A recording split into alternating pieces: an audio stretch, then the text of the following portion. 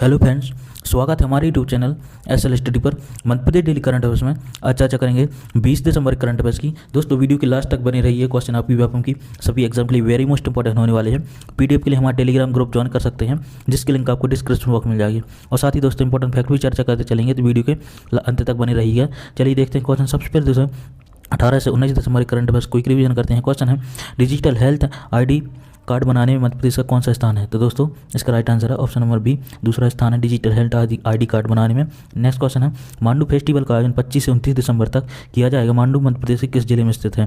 तो दोस्तों इसका राइट आंसर है ऑप्शन नंबर बी, धार जिले में स्थित है मांडू, आपको याद रखना है। नेक्स्ट क्वेश्चन है देश का पहला ऑनलाइन 3D डायनासोर म्यूजियम किस जिले में होगा? तो दोस्तों इसका भी राइट आंसर है ऑप्शन नंबर बी, धार में ऑनलाइन 3D डायनासोर म्यूजियम होगा, आपको याद रखना है धार जिले में। नेक्स्ट क्वेश्चन है इंदौर के पहलवान महेश राठौर ने रांची में आयोजित अंडर 15 नेशनल रेसलिंग टूर्नामेंट में कौन सा पदक जीता? तो दोस्तों इसका राइट आंसर है ऑप्शन नंबर ए, स्वर्ण पदक जीता महेश राठौर ने, आपको याद रखना इंपॉर्टेंट है। नेक्स्ट क्वेश्चन है किस जिले में 20 से 22 दिसंबर 2021 तक 3 दिवसीय नजरणी महोत्सव को आयोजित किया जाएगा? तो दोस्तों इसका राइट आंसर है ऑप्शन नंबर सी, अलीराजपुर में 3 दिवसीय नजरणी महोत्सव का आयोजित किया जाएगा, आपको याद रखना इंपॉर्टेंट है दोस्तों।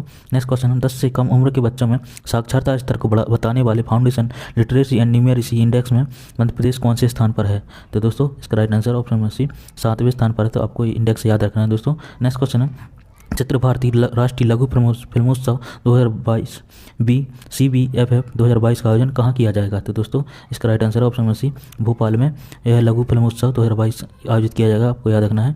नेक्स्ट क्वेश्चन है इंडिया टुडे समूह की ओर से इंडिया टुडे स्टेट्स कॉन्क्लेव 2021 से most improve big in agriculture का पुरस्कार किस राज्य को मिला है? तो दोस्तों इसका राइट आंसर है ऑप्शन नंबर ए, अपने मध्य प्रदेश को यह पुरस्कार मिला है, आपको याद रखना है दोस्तों। यह था करंट अफेयर्स रिवीजन। आइए देखते हैं आज के क्वेश्चन है हाल ही मध्य प्रदेश का कौन सा प्रतिष्ठित संस्थान मध्य प्रदेश सीएम राज्य योजना का हिस्सा बन गया है? तो दोस्तों इसका राइट आंसर है option number A, IIM Indore Madhya Pradesh CM राज्य योजना का हिस्सा बन गया है, आपको याद रखना है। डिटेल में चर्चा करें दोस्तों, प्रदेश के स्कूलों का समग्र विकास करने को लेकर शासन ने सीएम राज्य योजना परियोजना शुरू किया है। इसमें भारतीय प्रबंधन संस्थान को प्राचार्यों के लिए क्षमता निर्माण पाठ्यक्रम संचालित करने की जिम्मेदारी मिली है। परियोजना के तहत अगले 10 सालों में सरकारी स्कूलों की दशा और दिशा बदलना है। करीब 9200 स्कूल चिन्हित किए गए हैं। पहले चरण में 276 प्राचार्यों को IIM इंदौर में प्रशिक्षित किया जाएगा, तो आपको याद रखना है। डिटेल में चर्चा करें दोस्तों, तो IIM इंदौर की स्थापना दोस्तों 1996 में की गई थी, जिसके निदेशक हैं प्रोफेसर हिमांशु राय जी, तो आपको याद रखना।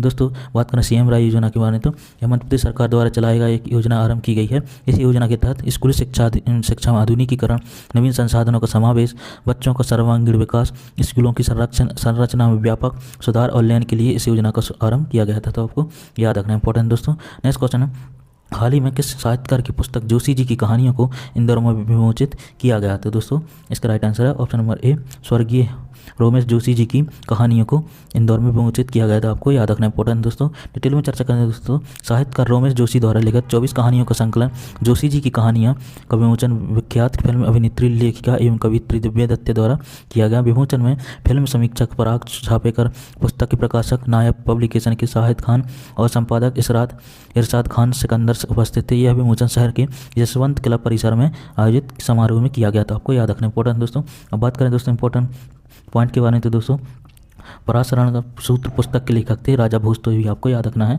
मध्य प्रदेश की नमामि पुस्तक के लेखक थे डॉक्टर वासुदेव शरण उपाध्याय जी, और भोपाल ट्रेजेडी के लेखक थे M अरुण सुब्रमण्यम। मेरी इक्यावन कविता कृति के लेखक थे अटल बिहारी वाजपेयी जी, और मेघदूत में उज्जैन क्यों सुंदरता का व्याख्यान है, तो दोस्तों इसकी कवि थे महाकवि कालिदास, तो आपको याद रखना इंपॉर्टेंट दोस्तों। और राखी की चुनौती दोस्तों सुभद्रा कुमारी चौहान जी द्वारा लिखित एक कविता है, तो आपको याद रखना इंपॉर्टेंट दोस्तों। नेक्स्ट क्वेश्चन है मध्य प्रदेश शासन द्वारा आयुष विभाग के माध्यम से वैध ऐप के द्वारा योजना के अंतर्गत किस ऐप को लॉन्च किया गया था? तो दोस्तों इसका राइट आंसर है option number B, AYUSH cure app वैध ऐप के द्वारा योजना के अंतर्गत इस ऐप को लॉन्च किया गया था, जिसमें दोस्तों डॉक्टर से वीडियो कॉलिंग के द्वारा मरीज से डायरेक्ट चिकित्सक द्वारा परामर्श दिया जाता है, तो आपको याद रखना इंपॉर्टेंट दोस्तों। नेक्स्ट क्वेश्चन है जैविक खेती के उत्पाद और निर्यात के में मध्य प्रदेश को देश में कौन सा स्थान प्राप्त हुआ है? तो दोस्तों इसका राइट आंसर है ऑप्शन नंबर ए, पहला स्थान प्राप्त हुआ जैविक खेती उत्पाद और निर्यात में।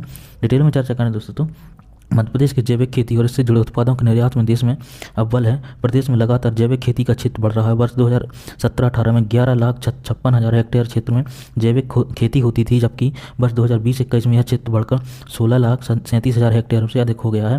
कृषि और प्रसंस्करण खाद्य उत्पाद निर्यात विकास प्राधिकरण को वर्ष 2020-21 रिपोर्ट के अनुसार देश में 5 लाख टन जैविक उत्पाद का निर्यात हुआ है, जो 2,500 करोड़ रुपए से भी काफ़ी अधिक है। तो आपको याद रखना है। इसके अलावा दोस्तों जैविक खेती करने वाले पंजीकृत किसानों की संख्या 1 लाख से अधिक है। सोयाबीन, चना, मसूर, तुअर और उड़द के उत्पादन में मध्य प्रदेश देश में नंबर 1 पर है। तो आपको याद रखना है। वहीं राम, तिल, मूंग और दूसरा गेहूं और बाजरा के उत्पादन में तीसरे नंबर पर। तो आपको याद रखना है। अब बात करें दोस्तों इंपॉर्टेंट फैक्ट के बारे में, तो राज्य में सर्वाधिक क्षेत्रफल पर सोयाबीन की खेती थी, आपको याद रखना है, और दूसरे स्थान पर गेहूं उगाया जाता है।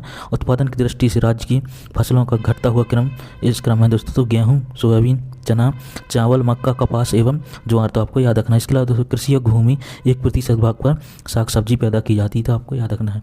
अब दोस्तों बात करें इंपॉर्टेंट लेबोरेटरीज़ के बारे में, तो हाई सिक्योरिटी एनिमल लेबोरेटरी है भोपाल में, और मध्य प्रदेश भू राजस्व बंदोबस्त प्रशिक्षण संस्थान ग्वालियर में, और राष्ट्रीय तकनीकी प्रशिक्षण अनुसंधान संस्थान भोपाल में स्थित है, और भीमराव अम्बेडकर दूरसंचार प्रशिक्षण संस्थान जौनपुर में, और मध्य प्रदेश के नारहोन्ना प्रशासनिक अकादमी भोपाल में, और भारतीय सूचना प्रौद्योगिकी एवं प्रबंध संस्थान भी ग्वालियर में। तो आपको याद रखना इंपॉर्टेंट दोस्तों कल आपसे क्वेश्चन पूछा था इंडिया टुडे समूह की ओर से इंडिया टुडे स्टेट कॉन्क्लेव 2021 में most improve state in agriculture का पुरस्कार किस राज्य को मिला है। तो दोस्तों इसका राइट आंसर था option number A, Madhya Pradesh को यह पुरस्कार मिला है। आपको याद रखना है।